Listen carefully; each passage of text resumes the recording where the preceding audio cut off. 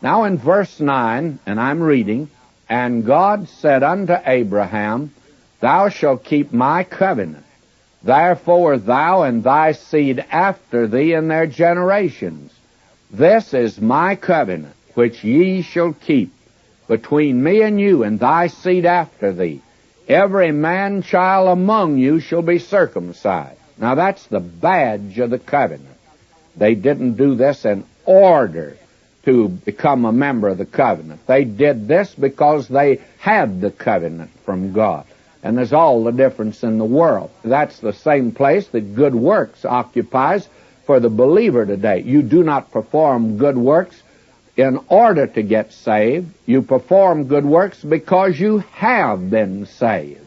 And may I say, it's all the difference in the world. As a boy, I remember when I went away from home, I did get in a lot of trouble. But the one thing that kept me from going, and I think becoming an absolute renegade, was the fact of my dad. I said, because I'm a son of my father, I won't do this, or I won't enter into this. I refrained because of that. Now, I didn't become his son because I didn't do certain things. I was already his son, but because I was. Now, that's the badge of the covenant, is circumcision. The thing that put them under the covenant wasn't circumcision. That was the badge of it, the evidence of it. And God gives this to them now. And verse 12, and he says, "He that's 8 days old shall be circumcised among you."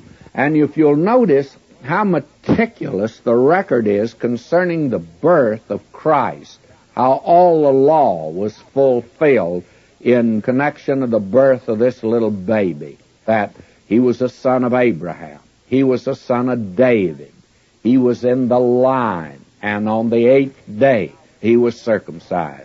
He was born under the law, Paul says.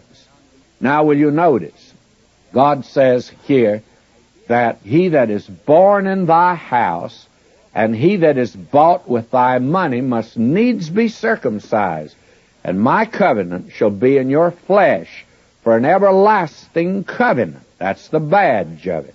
They didn't have to do that in order to get the covenant. God had already made it for them. And I trust that you see that.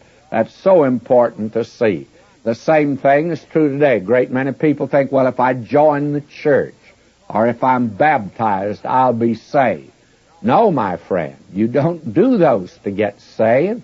Now, if you are saved, let me say as a pastor, I think you'll do both of them. I think you'll join a church, and I think you'll be baptized. But you don't do that to get saved. We need to keep the cart where it belongs, following the horse, and not get the cart before the horse. In fact, the horse is in the cart today for the thinking of many relative to salvation. Now, in verse 14, "And the uncircumcised man-child, whose flesh of his foreskin is not circumcised, that soul shall be cut off from his people. He hath broken my covenant." Now you see, the fact that there were those that disobeyed, and you'll find out that practically the entire nation had disobeyed when they came out of the land of Egypt. But the thing was, that did not militate against the covenant. It just meant that individual would be put out. But as far as the nation is concerned, no individual or group could destroy this covenant God had made with Abraham and his seed after him. It's an everlasting covenant. That man has broken the covenant. He's put out, but the covenant stands. That's how marvelous it is.